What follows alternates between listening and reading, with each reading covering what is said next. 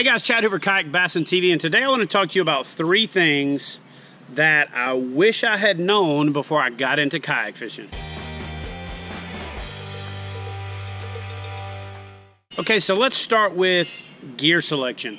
First and foremost, when I got into kayak fishing, things were a little bit different. We didn't have the access to accessories that we do now and the level of options that were available. So if I were to say, if I got into kayak fishing today, based on how I got into kayak fishing and what I know about the sport, and kind of merge those two together, because I can't advise you on if you were getting into it when I got into it. So I could only say if I was going to get into it today based on the current market and the situation that's out there, what I would do. And so when I got into kayak fishing, the first thing that I did is I bought a kayak. Any kayak that I could find. I bought one at a really smoking deal from a guy that I met on a beach. I actually didn't even see it in an ad. I saw one in an ad, I was looking, and then I had ran into this guy that was using his kayak to paddle shark baits out on Padre Island National Seashore, and he called me later and said his kayak was for sale. So my first kayak I bought used, got a smoking deal on it, got it for less than 200 bucks. And I was kind of off to the races. I think I stuck with that kayak a little bit too long because, you know, I just needed it to get across channels.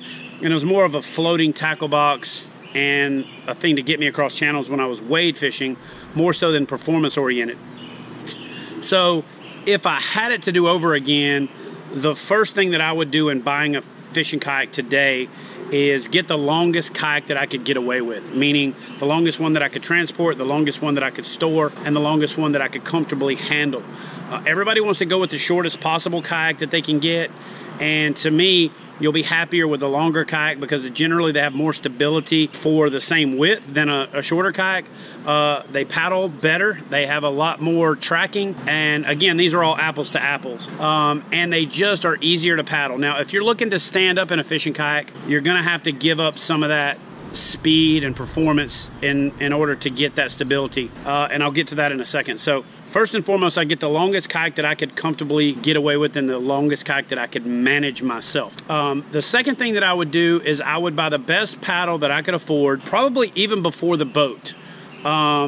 Because you may go through a bunch of boats in your fishing career as a kayak angler, but you can stick with the same paddle for a long time if you get the right length, and especially if you get one that's adjustable. So if I had to do all 3 of these together and prioritize them, I would say that I would spend the most money first on the best paddle that I can get. I hear a lot of people say, oh man, there's no way I'm gonna spend $300 on a paddle. And then what they do is they buy a $50 paddle, and then they buy a $100 paddle, and then a $150 paddle, and then a $200 paddle, and then finally buy that $300 paddle as they kind of evolve and they want something lighter, better performance, stiffer, more durable, things like that. And by the time you've done that, you've literally paid, you know, $550 for a $350 paddle instead of just buying the best paddle that you could afford first. And so you may not ever get beyond that $150 paddle, and that's fine, but what I'm saying is buy the best and lightest paddle that you can afford first instead of spending that money 3 and 4 and 5 times. Okay, and then so this is a 2-part deal with this part because they kind of go together. I'm not the guy that says save your money, buy the best kayak. Buy a kayak, buy any kayak that you can get first and get out there, as long as it's safe, as long as it's semi-durable, and as long as it'll get you out there fishing, because you can always turn around and sell it. So I'm not that guy. What I'm going to tell you is buy the best paddle that you can possibly buy first. After that, buy the best kayak and the longest kayak that you can get for performance, so you can explore more water, so you can cover more water, and the kayak's going to be more efficient. If you're paddling a little short boat, it's going to be like a Waterberg on the surface, and you're going to feel like you're constantly adjusting your boat, and the wind's going to want to spin you, and you're just not going to have a pleasant experience, and you may even hate kayak fishing.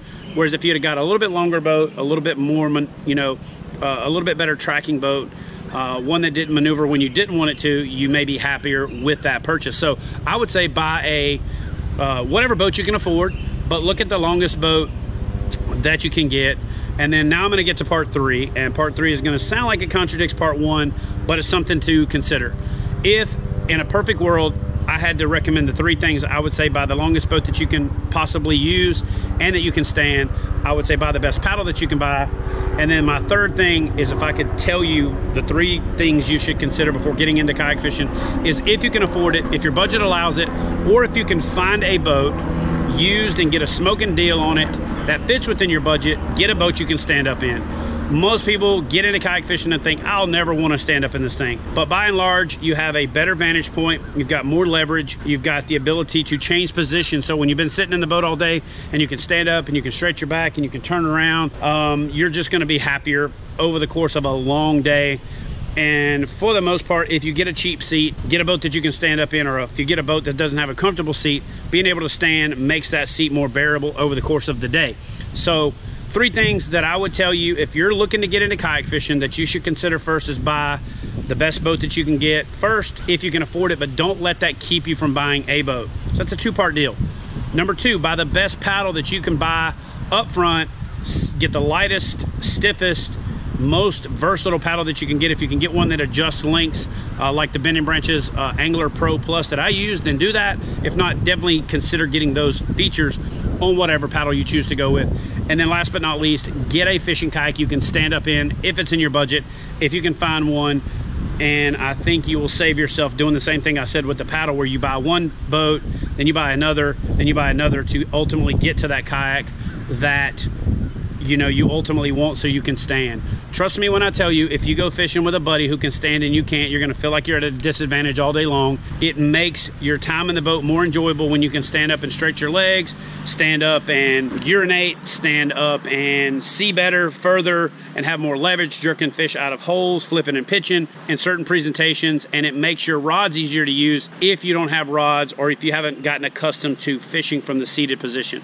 So those are my 3 tips when it comes to the 3 things that if I had to get into kayak fishing today that I would consider.